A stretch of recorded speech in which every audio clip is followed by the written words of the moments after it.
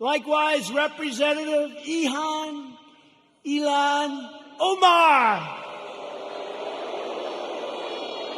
Ilhaan Omar is going to be very much involved in a Biden government.